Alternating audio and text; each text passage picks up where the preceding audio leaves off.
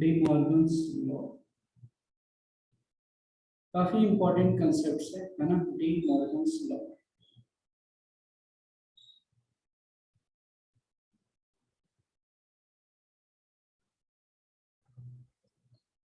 D Morgan's law,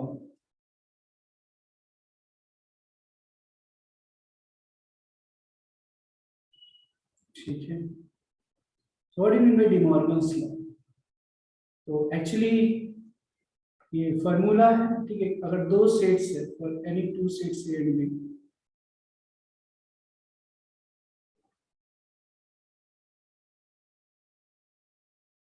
और any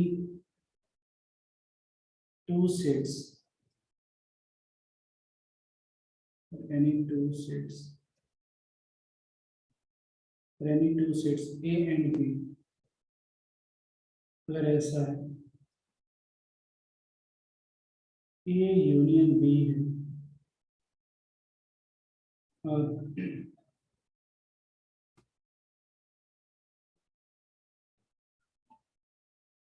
A union B और इसका A हो गया ना, कंप्लीमेंट इसको बोल रहे हैं, तो ये किसके इक्वल हो गया कि A dash intersection B dash, A dash intersection B dash किसके इक्वल होता है? A यूनियन B का डैश के इक्वल होता है, ठीक है। Second point, A intersection B dash जो होता है वो A dash union B dash के बराबर होता है, ठीक है। जैसे अगर एक मैंने एग्जांपल दे दिया, लेट्स से कि एक एग्जांपल देगा, एग्जांपल के थ्रू बहुत आसानी से ये चीजें आप समझ सकते हैं। एक मान लो यूनिवर्सल सेट है 1 2 3 4 5, ठीक है, और A बराबर है 1 है, 3 है, 4 है, B बराबर है 4 है और 5 है। तो अगर मैं फर्स्ट वाले को वेरीफाई कर दूं, है ना, if I want to find out A union B, तो यहाँ से A यूनियन B क्या हो जाएगा? 1 3 4 5, है ना, A यूनियन B हो गया। अच्छा, अगर मुझे यही A यूनियन B डैश निकालना हो, है ना, तो A यूनियन B डैश कैसे निकलेगा? 1 3 4 5 को छोड़ के क्या बच गया? 2 बच गया, तो ये आ गया, है ना, 1 3 4 5 को छोड़कर 2 बच गया, तो ये आ गया। ओके, अब देखो, फिर A dash intersection B dash ये भी इक्वल होनी चाहिए, तो what is A dash? A dash मतलब क्या हो गया? 1 3 4 है, 1 3 4 को छोड़कर क्या बच गया? 2 5 बच गया। और what is B dash? What is B dash? So 4 और 5 है, मतलब 1 2 3 हो गया, 4 5 को छोड़ दिया तो 1 2 3, है ना। अब दोनं में A dash intersection B dash में दोनों में कॉमन क्या है? 2 है। तो देखो A यूनियन B डैश और A dash intersection B dash दोनों बराबर है क्या? तो एक तरीके से ये एग्जांपल के थ्रू समझ में भी आ गया होगा कि A यूनियन B डैश जो होता है वो इक्वल होता है A dash intersection B dash. Understood? समझ में आया क्या सबको? समझ में आया क्या सारे स्टूडेंट्स को? बताइए।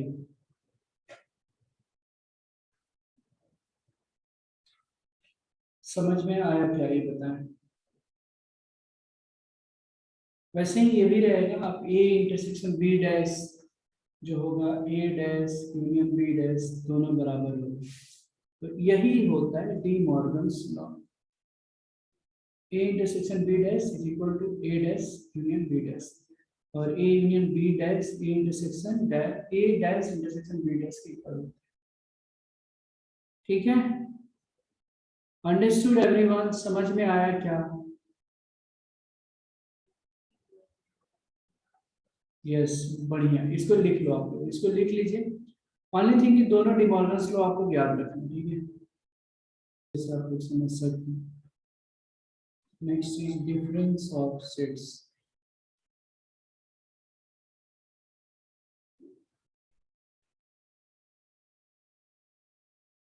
Difference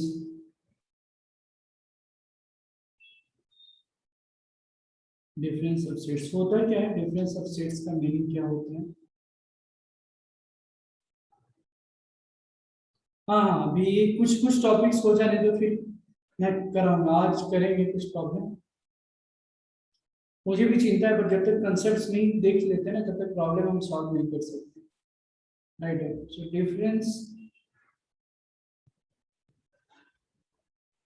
difference of set A and set B.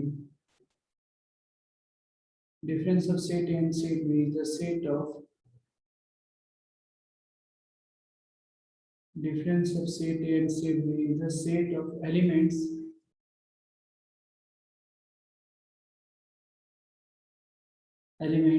which are in A but not in B, which are in A but not in B, which are in A but not in B, and is denoted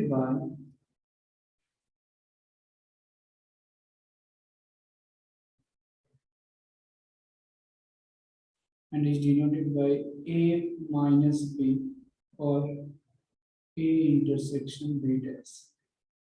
तो difference of sets क्या होता है? Set और set B का difference का मतलब हुआ कि एक एलिमेंट्स का सेट होता है जो एलिमेंट्स ए में है बट बी में नहीं।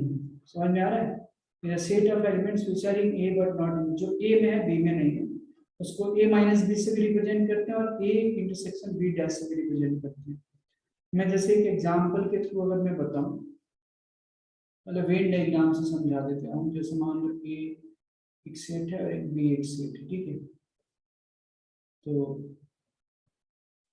ये मैंने बोल दिया कि ये ए है और एक बी है, ठीक है। जब मैं इसको कलर कर रहा हूँ सिर्फ, फिर इतना को अगर मैं कलर किया ना, जो ए में है लेकिन बी में नहीं, इसका मतलब क्या है? ए में सिर्फ ए में चाहिए तो ये हो,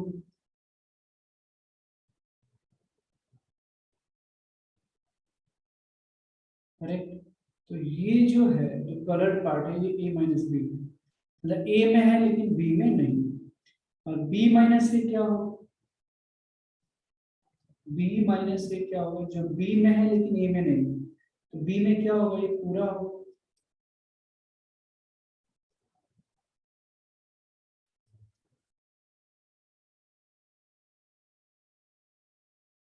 बी माइनस से मतलब जो बी में है, तो ये तो बी में है लेकिन ए में नहीं है ना।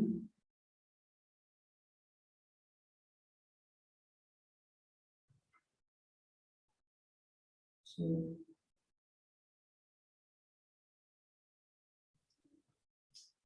क्या ये सही है? जो ए में है बट बी में नहीं है। हमने एक मिनट नहीं, हमने गलत किया है, पता है, बिल्कुल गलत किया है। ये जो है, एक मिनट, सिर्फ बी माइनस ए सिर्फ इतना होगा एक्चुअली।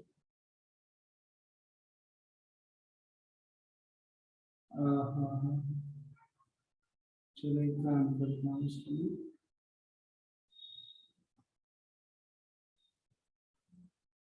हम्म, ये मान लो, तो ये जो हो गया, जो ए में है लेकिन बी में नहीं, तो बी में ये नहीं है तो ये क्या होगा, ए माइनस बी होगा। ये क्या हो गया, ये ए माइनस बी हो गया। समझ में आ रहा है? और ये यूनिवर्सल सेट है, मान लो ये एक्स है या यू है। अगर ये चीज बी माइनस से अगर लाना होता तो क्या होता, समझने के लिए जरूरत है बी माइनस से।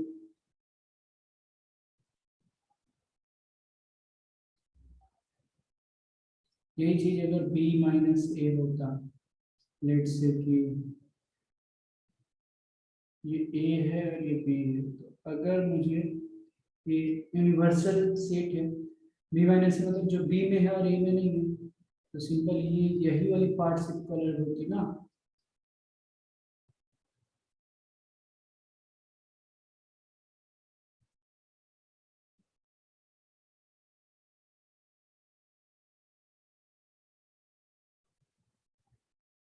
तो ये क्या हो जाता है, बी माइनस। यही तो चीज है, यही मीनिंग होता है डिफरेंस ऑफ सेट्स का। मीनिंग बस यही है और कुछ नहीं है। यहाँ पे मैं एग्जांपल भी दूंगा। तो अगर मैं a माइनस बी को अगर सेट बिल्डर फॉर्म में डिफाइन करने की कोशिश करूँ, तो ऐसे लिखते हैं x in such a way, x जो है बिलोंग्स टू a है and x does not belong to b। Simple. अगर मुझे b माइनस a के बारे में लिखना है, तो x in such a way x belongs to b and x जो है does not belong to a। ये b था, x does not belong to a।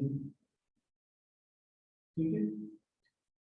B का एलिमेंट जो बी में है लेकिन ए में नहीं है, तो ऐसे हो जाएगा। ठीक है। जैसे एक सिंपल सा एक एग्जांपल दे देता हूँ। ठीक है।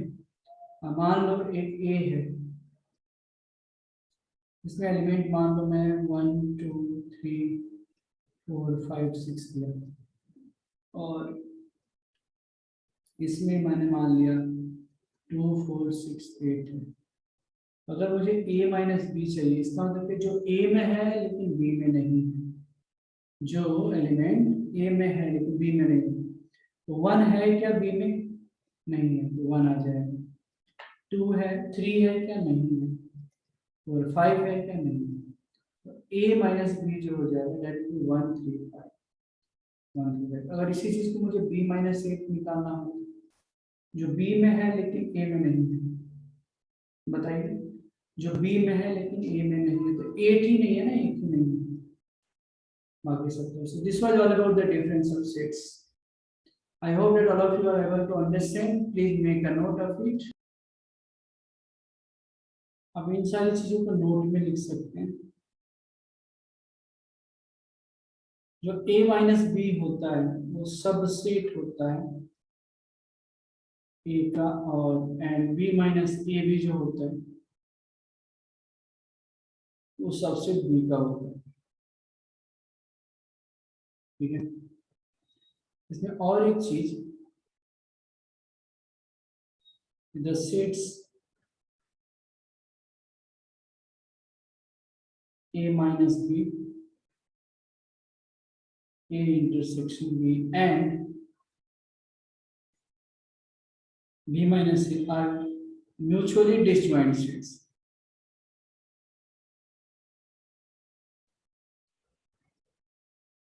Are mutually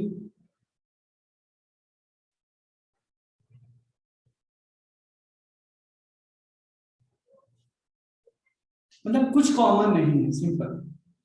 are mutually disjoint set मतलब कुछ कॉमन नहीं है। इसको मैं दूसरे वर्ड्स में भी लिखवा देता हूँ, that is the intersection of any of this two sets.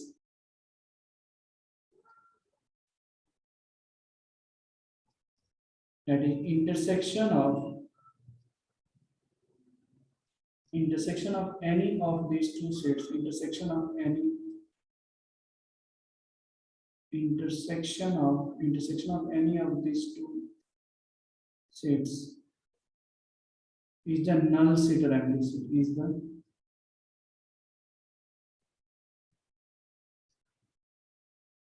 to the sets a minus b, a intersection b and b minus a are mutually disjoint sets. That is intersection of any of these sets is the null set. मतलब कोई common ही नहीं, उसमें कुछ भी common नहीं रहता है, इसलिए नल सेट हम लोग बोलते हैं, या इसी को एम्प्टी सेट बोलते हैं। तीन चार पॉइंट्स है जो इंपॉर्टेंट है सारे। a minus B equal to a intersection of b dash and b minus a is equal to a dash intersection b। Last point, जब भी a माइनस बी है, a माइनस बी यूनियन, ये इस पे question पूछे ही जाते हैं बहुत बार। a minus B union A minus B union B minus A, है ना, A minus B union B minus A is equal to, इसको क्या बोलते हैं, A triangle B. A triangle B का मतलब क्या होता है, this is called symmetric difference of the set C and B. A delta B मतलब A delta B is called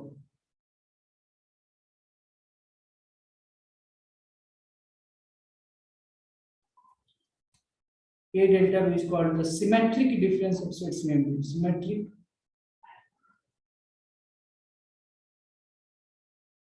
Symmetric difference of sets A and B. ठीक है, A minus B union B minus A को हम लोग क्या बोलते हैं, A triangle B, है ना। इसको ध्यान से रखना, इंपॉर्टेंट है, क्वेश्चन पूछे जाते हैं। तो A डेल्टा B का मतलब क्या हुआ, सिमेट्रिक डिफरेंस बोलते हैं। और कैसे निकालते हैं, तो A minus B union B minus A, simple, right, is called the symmetric difference of sets A and B। ठीक है, अब जो ट्राइंगल सिमेट्रिक डिफरेंस से रिलेटेड कुछ प्रॉपर्टीज है, तीन चार, वो भी मैं बताना चाहता हूँ।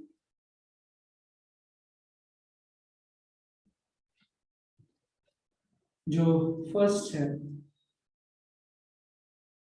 ए ट्राइंगल बी, है ना, तो सिमेट्रिक डिफरेंस से किसके इक्वल होगा, तो A union B minus of A union B minus of A intersection B. फिर ए इंटरसेक्शन में क्या हो गया, 5 हो गया।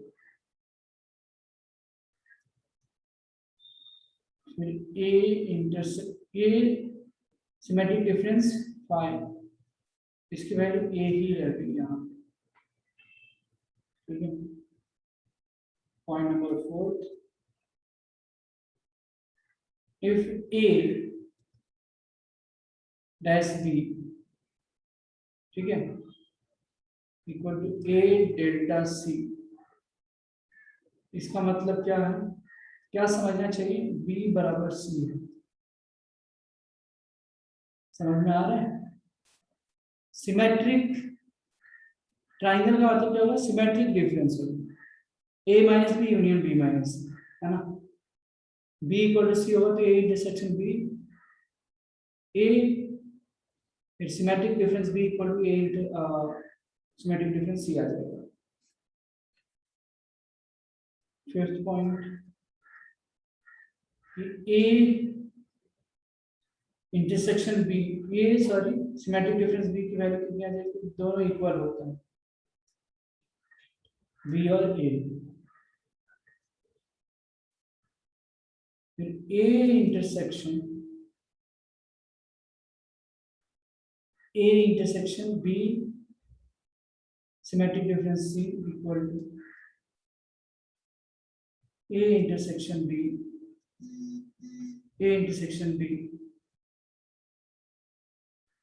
ये कितना है, डेल्टा या symmetric difference, A symmetric difference कितना आ जाएगा, ए इंटरसेक्शन बी,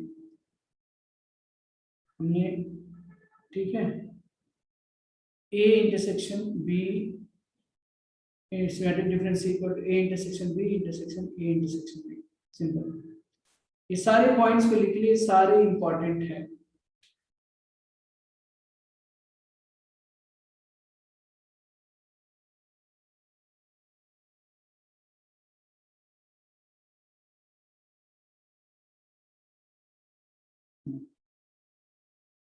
इसका कुछ प्रॉपर्टीज है, इसी का यूज करेंगे हम, ज्यादातर इसी का यूज रहेगा, ठीक है। तो मान लो कि दो सेट से, for given set A and B, और given sets for a given sets A and B, right? For a given sets A and B, right? The first जो properties होगा, number of A union B, है ना, A union B, इसका मतलब होता है number of A, number of elements in A plus number of elements in B minus number of A intersection B, number of elements in A and B. ठीक है। Second, ए और B अगर disjoint sets है, मतलब उसमें कुछ भी common नहीं होता है,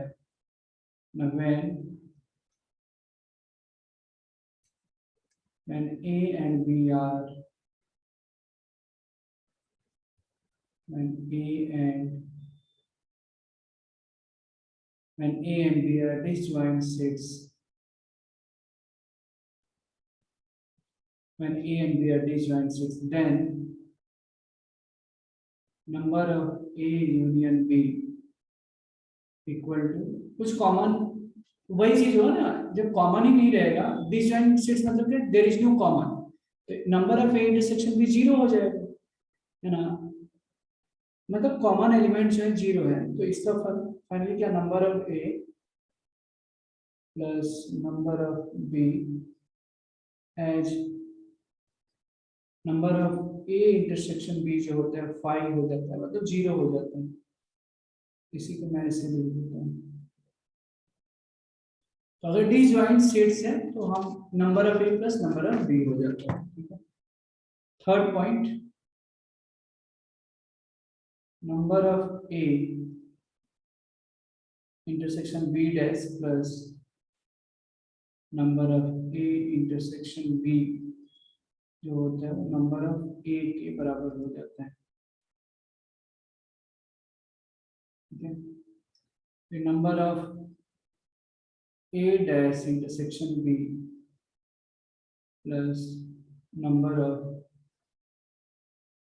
A intersection जो B होता है वो नंबर ऑफ B के इक्वल होता है, ठीक है। Fifth,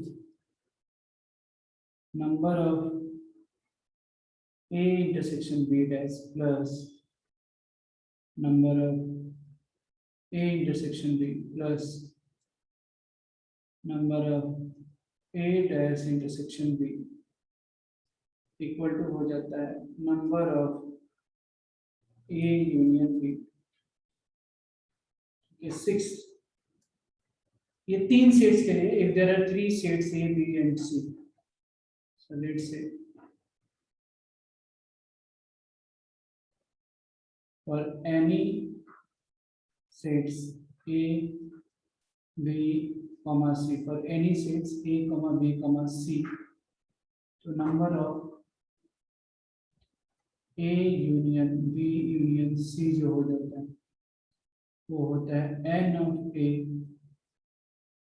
plus n of B plus n of C minus n of A intersection B minus n of B intersection C minus n of A intersection C plus number of A intersection B intersection C, ठीक है। 6 हो गया। फिर और दो points बहुत ही important, इसी पे हम क्वेश्चंस करने वाले हैं। If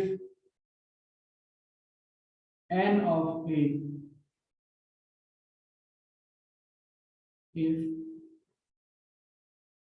n of A equal to m, if n of number of P of A equal to 2 to the power m है ना, ये पता है ना P of A क्या होता था, पावर सेट्स है ना, पावर सेट्स के कार्डिनलिटी, तो ये तो 2 to the power m होता है, ये पता है। ये अब P of, ये हमने बताया था where P of A is power set of A, where P of A, where P of A is power set of A। Last property जिसका कार्डिनलिटी से related, number of A symmetric difference B जो होता है किसके equal होता है, n of A plus n of B minus 2n A intersection B. Okay, ये सारे पॉइंट्स को याद रखने, इसको लिख लिया, ठीक है, इसमें लिख लिया, कोई भी डाउट होता है तो इसमें पूछ सकते हैं। अब इसके बाद हम क्वेश्चन करेंगे, ठीक है। चलिए क्वेश्चन को सॉल्व करते हैं।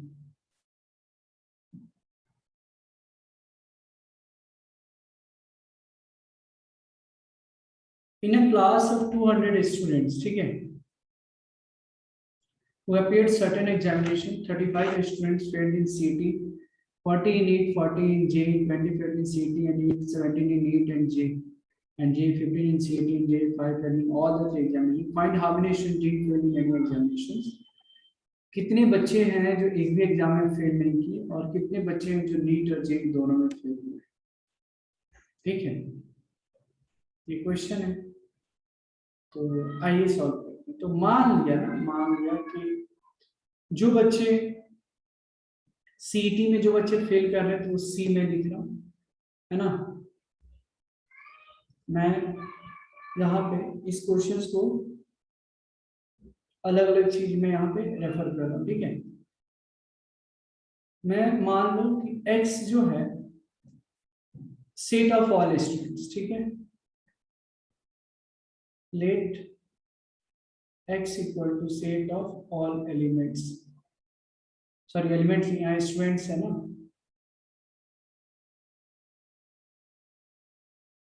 ठीक है। तो नंबर ऑफ जो x जो दिया है तो 200, टोटल नंबर ऑफ स्टूडेंट्स कितने हैं, 200 है, ठीक है। अब जरा ध्यान देना,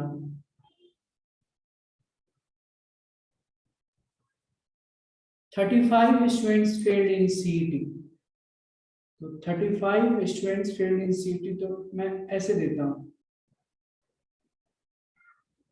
नंबर ऑफ सीईटी या नंबर ऑफ सी दे देता हूं पहचानने के लिए।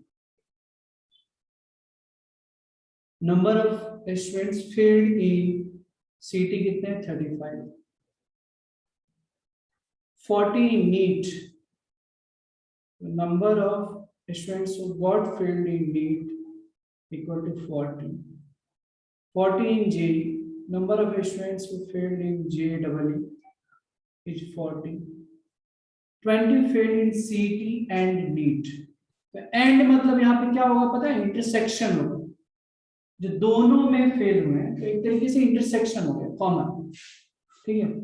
So 20 failed in CET and NEET, as number of students who failed in CET and the intersection NEET, so 20, अच्छा 17 in NEET and JEE, the number of students who got failed in NEET and JEE, 17, 15 in CET and JEE, 15 in CET and JEE, और 5 failed in all the 3 examination, मतलब number of students who failed in CET, NEET and JEE, तो कितना है 5। बस यही तो question है। Venn diagram से आप तो ऐसे ही सॉल्व कर सकते हो, ठीक है। देखो मैं दोनों में बता रहा हूँ, ये फॉर्मूले के हिसाब से तो मैं बता ही दे रहा हूँ ना। अब जो फर्स्ट पार्ट है जो मुझे निकालना है, जरा ध्यान से देखो, how many student didn't fail in any examination, तो इसका फॉर्मूला हमने प्रॉपर्टी लिखा था ना, number of A union B union C. तो यहाँ पे क्या है, सीईटी जेईई और नीट में ले लेता हूँ, सीईटी जेईई और नीट, फॉर्मूला क्या बनता है, n of C n of J n of N minus number of C intersection J minus number of J intersection N, है ना, होता है ना, minus A intersection B minus number of B intersection B minus B intersection C plus n of C intersection N intersection G. बस, तो आइए देखिए, एक भी एग्जाम में जो बच्चे फेल नहीं हुए, अभी तो ये यूनियन निकाल रहा हूं मैं, अभी देख, अभी और कुछ भी इसके आगे करना है। तो नंबर ऑफ सी दिया है क्या, 35, number of J 40, number of N 40 minus C intersection J 15, J intersection N 17, N intersection C 20, C N J का इंटरसेक्शन 5। जब आप इसको सॉल्व करोगे, ठीक है, 80 और 80 और 5 85 हो गया, 85 85 और 30 85 110 हो गया, माइनस 1 घटा दो, ये 68 आ जाएगा टोटल। अब जरा बताओ, हमको किसी भी एग्जाम में फेल नहीं चाहिए, ठीक है। तो एक्चुअली आप देखो, मैं वेन डायग्राम से भी सॉल्व करके बताऊंगा, बहुत ही आसान हो जाएगा वहां से। Number of students who didn't fail in any exam, number of students who didn't fail in, number of students who didn't fail in any exam, क्या हो जाएगा, total number minus N union B union C, मतलब यहाँ पे कम से कम एक exam में तो टोटल माइनस नन होता है एक्चुअली। तो व्हाट आई विल डू, यहाँ पे सी ही लिखता हूँ, तो कंफ्यूजन होगा, सी यूनियन जे यूनियन एन, ठीक है। तो टोटल नंबर कितना है, 200 है, माइनस 68। तो 132 ऐसे स्टूडेंट्स थे जो एक भी एग्जाम में फेल नहीं हुए, ठीक है। अभी फर्स्ट पार्ट का आंसर था, सेकंड पार्ट का, कितने स्टूडेंट सिर्फ नीट और जेई में फेल हुए, नीट और जेई में फेल हुए, तो बताओ, उसका भी मैं पहले लिख लेता हूं, फिर आप लिख लेना। How many students have got failed in NEET and JEE, हमसे क्या पूछा जा रहा है, नंबर ऑफ वो फेल्ड इन नीट, और है ना, सॉरी सॉरी, यहाँ पे एंड नहीं है, नीट और, तो और के लिए सेट्स एंड रिलेशन में यूनियन यूज करते हैं, एंड के लिए इंटरसेक्शन यूज करते हैं। यानी हमसे क्या पूछा जा रहा है, नीट और जेई, तो फेल्ड नंबर ऑफ नीट और जेई, तो ये होगा n of N union J निकाल लें, फॉर्मूला क्या होता है इसका, n of N plus n of J minus n of N intersection J. तो एन ऑफ एन कितना है, 40, एन ऑफ जे कितना है, एन ऑफ जे 40 है, एन इंटरसेक्शन जे कितना है, 17, बस 63 आ गया। एक पार्ट का आंसर 63 है और इसका आंसर जो था 132। प्लीज मेक अ नोट, कुछ डाउट्स है तो आप पूछिए।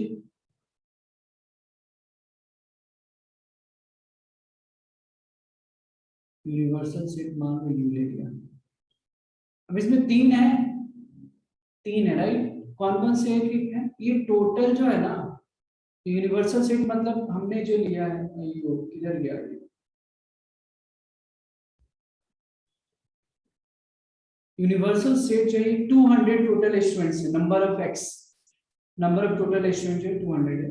इसमें दो चीज है, तीन है, एक सीटी का एग्जाम है, एक नीट का है, और एक जेई का है।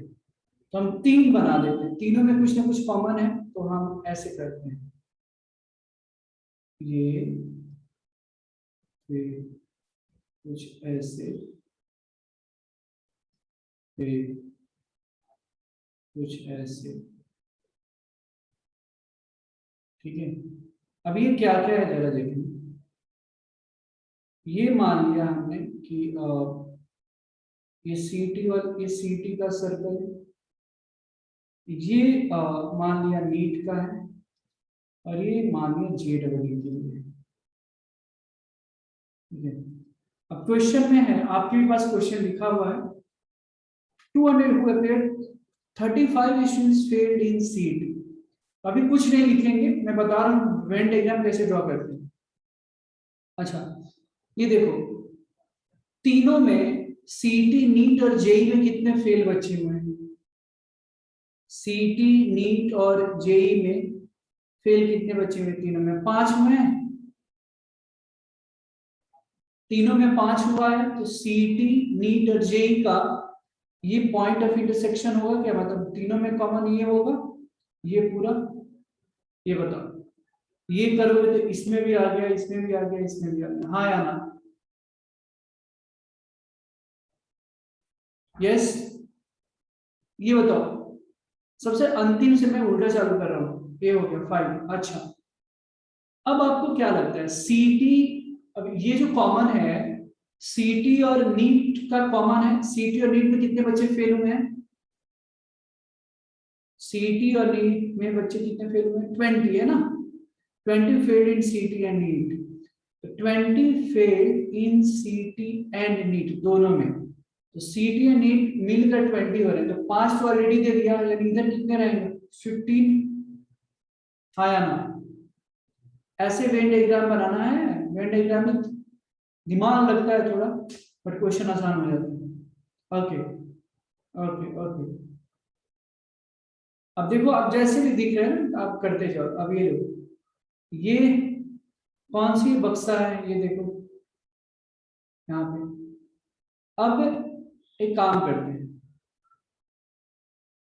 35 स्टूडेंट्स फेल इन सीटी, 35 जो है बच्चे सीटी में फेल हो रहे हैं। Okay, 40 in NEET and JEE, 40 जो बच्चे हैं नीट और जेई में फेल हो रहे हैं, 40 ये नीट और जेई,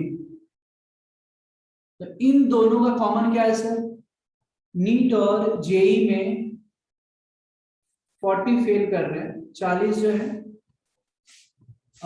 सॉरी सॉरी सॉरी, 40 नहीं है, 17 in NEET and JEE, NEET and JEE में 17 कर रहे हैं, तो नीट और जेई में कौन सा कॉमन है? ये 5 ऑलरेडी लिख दिया, यानी 12 यहाँ पे होगा। Okay done done.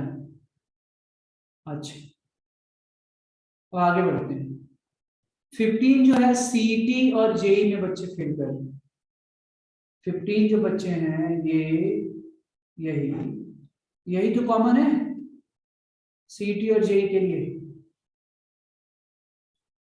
तो इसमें 15 है तो 5 से लिख दिया, यानी यहाँ पे कितने आएगा? 10। अच्छा अब तो क्या हो गया, सीटी में कितने बच्चे फेल हो रहे हैं? 35, तो 35 हो रहे हैं, तो देखो 10 और 5 15, 15 15 30, यानी बाहर कितना आएगा? 5 आ जाएगा, फर्स्ट कंप्लीट हो गया। नीट में कितने बच्चे फेल हो रहे हैं फ्रेंड्स?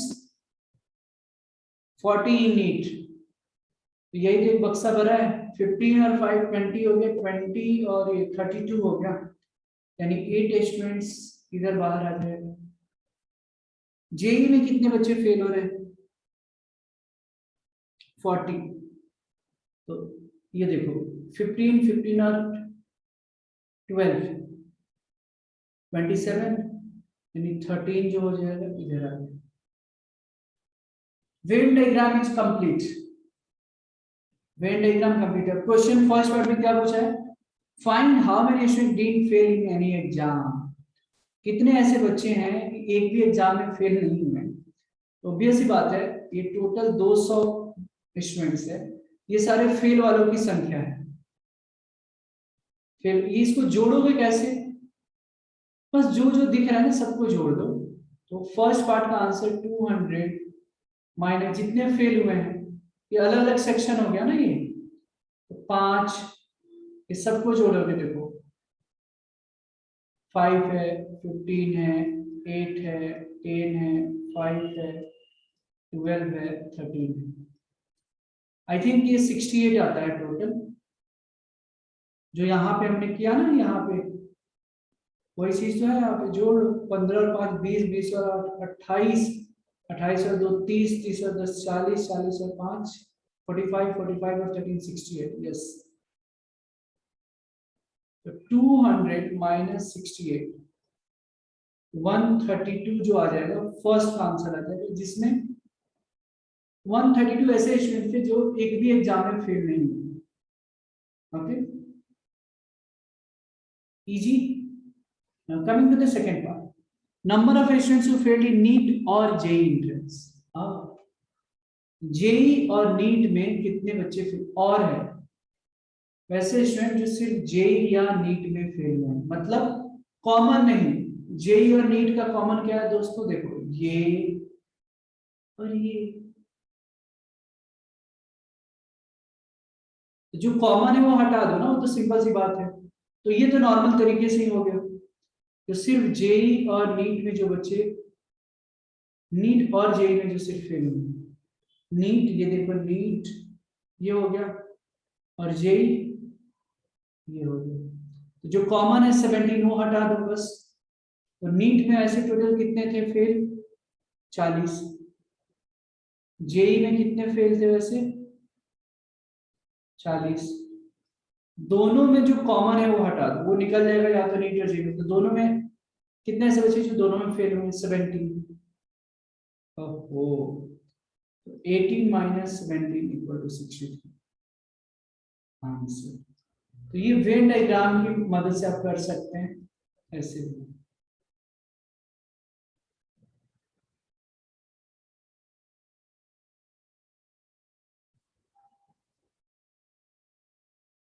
बताए समझ में आया क्या, डिड एवरीवन गेट इट, बताइए। Yes, understood everyone, please note it down. एक बार हाँ बोल दो, हाँ अगर समझ में आया तो। बहुत ही बढ़िया, परफेक्ट परफेक्ट। आप लोग इसको भी लिख लें। यस, आ गया। यस, अब बोलिए परफेक्ट परफेक्ट, वेरी गुड। देखो जब क्वेश्चन को समझ में आएगा तो बहुत आसान होता है। ठीक है, तो पहले तो मैं ऐसे सॉल्व करता हूँ, फिर आपको वेन डायग्राम से बताऊंगा, ठीक है। तो मान लो मैं सी फॉर कॉफी एज्यूम कर रहा हूँ, एम फॉर मिल्क और टी फॉर टी, ठीक है। तो number of students who take tea, तो 25 है। Number of students who take coffee 20 है। Number of students who take milk 15 है। 10 students take both tea and coffee. Number of students who take both tea and coffee 10 है। 8 students take both milk and coffee. So 8 students take both milk and coffee. अब none of them take tea and milk both. दोनों में T और milk नहीं ले सकते हैं। Everyone takes at least one beverage. Okay, okay. मतलब ऐसा है कि नंबर ऑफ टी मिल्क ऐसा कोई नहीं है कि जो तीनों ले रहा है। टी मिल्क कॉफी ये 0 हो गई। यानी अगर वेन डायग्राम में अगर आप बनाने की कोशिश करते हो, दूसरा चीज ये भी है, number of T intersection milk ये भी क्या है, 0 है। अब अगर आप वेन डायग्राम बनाने की कोशिश भी कर रहे हो थोड़ी देर के लिए, तो देखो एक मान लो ये टी हो गया, टी और कॉफी तो पीने वाले हैं, ठीक है, ऐसे कर सकते हैं। लेकिन थर्ड वाला ऐसे नहीं होगा, क्योंकि टी कॉफी कोई भी ऐसा बंदा नहीं है जो टी कॉफी मिल्क पीता है। और टी है ना, टी कॉफी, कॉफी मिल्क तो पीने वाले हैं, तो इसको हम यहां से इंटरसेक्शन करेंगे, समझ में आ रहा है, तीनों को नहीं करेंगे। तो ये बन गया टी, ये टी हो गया, ये कॉफी हो गया, ये मिल्क हो गया। तो टी और कॉफी पीने वाले की नंबर्स कितना है, टी और कॉफी 10, यहाँ पे बीच में कॉमन है, ये 10 कर दिया। कॉफी और मिल्क, कॉफी और मिल्क कितने हैं, 8 स्टूडेंट्स हैं, यहाँ पे 8 डाल दिया। और बस टोटल टी कितने हैं, 25 है, तो यहाँ 15 आ जाएगा। कॉफी कितने 20 है, तो 10 और 8 18, यहाँ पे 2 आ गया। मिल्क 15 है, तो यहाँ पे 7 है। बस Venn diagram is ready. Find the total number of students in the hostel. बस यहाँ पे क्वेश्चन में everyone takes at least one beverage, कोई कुछ ना कुछ पीता ही है। तो बस जैसे या तो मिल्क या तो टी या तो कॉफी सारे स्टूडेंट्स लेते हैं, तो ये चार, ये जो भी दिख रहा है इसको ऐड कर दोगे, 10 + 15 + 2 + 8 + 7, that will be the total number of students in the hostel. और एनालिटिकली करना है तो भी मैं बता देता हूँ, total number of students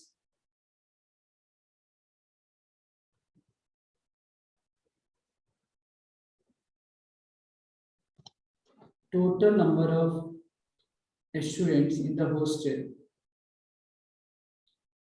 total number of students in the hostel क्या हो जाएगा, ये होता है formula, number of T union C union M। Formula लगाओगे अगर ऐसे ऐसे वेन डायग्राम से तो देखिए यार कितने आसान है, हो जा रहा है सब।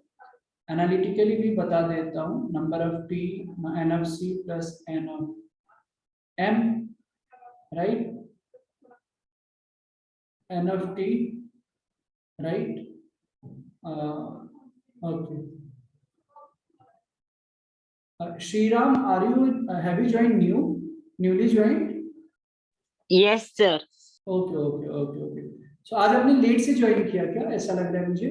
हाँ सर, वो है ना, मैं मीटिंग का है ना ठीक से पासवर्ड ही नहीं पता चल रहा था, तो ओके दीदी से हेल्प लिया था मैंने आज, तो ओके। फिर वो अभी मैं लेट ज्वाइन हुआ हूँ सर, सॉरी सर। अरे no, it's okay, but anyway आपको रिकॉर्डिंग मिल जाएगा, ठीक है, यस रिकॉर्डिंग। सर। हाँ, मैंने बताया था ना आपको कि मेरा एक चैनल है मैथ्स एंड इट्स फिलोसफी, वहाँ पे। हाँ सर। ओके, तो वहाँ पे आपको हर दिन का जो भी आज का लेक्चर्स है ना, वहाँ पे रिकॉर्डेड आपको मिल जाएगा शाम तक। Yes sir. सो वहाँ अलग अलग प्लेलिस्ट है, जिसमें बाकी भी बच्चों को बता दो जिनको पता नहीं है।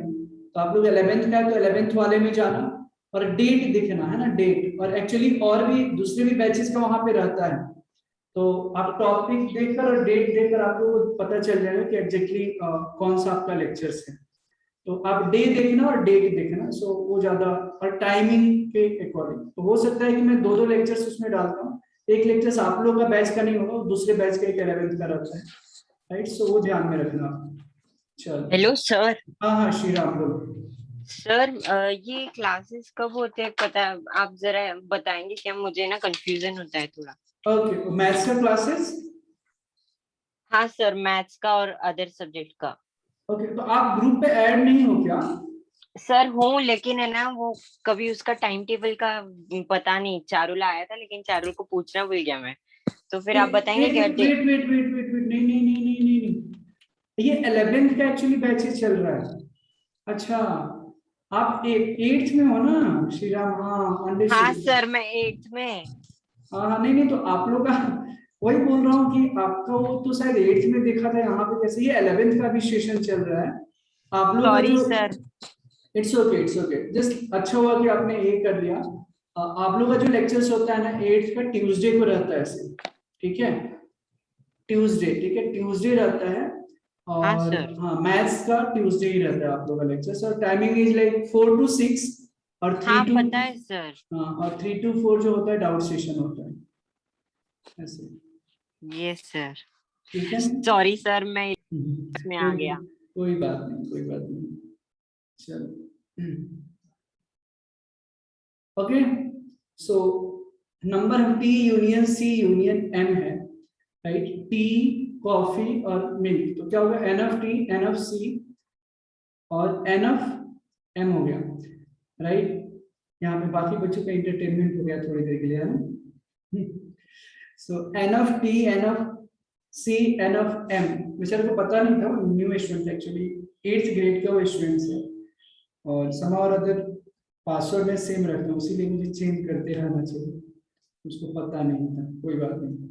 सो कितना हो जाएगा, n of T n of C n of M minus, ये प्रॉपर्टी यूज कर रहा हूं मैं, n of T intersection C minus n of M intersection C minus n of T intersection M, right, plus जो तीनों में जो intersection है टी एम सी, तो ये तो जीरो है ना, टी और एम, टी और एम, टी और एम भी जीरो है, ये भी जीरो है, राइट, ये भी जीरो है, एम इंटरसेक्शन सी है क्या है, 8 है, वैल्यू रख लो 25, कॉफी पीने वाले स्टूडेंट्स कितने हैं, 20 है, मिल्क पीने वाले स्टूडेंट्स कितने हैं, 15 है, टी और कॉफी पीने वाले 10 है और मिल्क और कॉफी 8।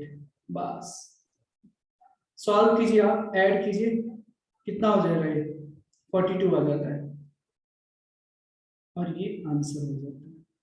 तो अगर एमसीक्यू रहे ना तो आई विल सजेस्ट कि वेन डायग्राम से कर ले, समय बच जाएगा आपका, ये सब लिखने की जरूरत नहीं पड़ेगी और वेन डायग्राम से आप बड़े अच्छे से सॉल्व कर सकते हैं। Okay, got it everyone? समझ में आया क्या? बताओ, डिड एवरीवन अंडरस्टैंड? जिन्होंने सॉल्व किया तो कोई बात ही नहीं, उन्होंने तो सॉल्व कर लिया। What about other students? सबने, सबको समझ में आया क्या, ये बताओ।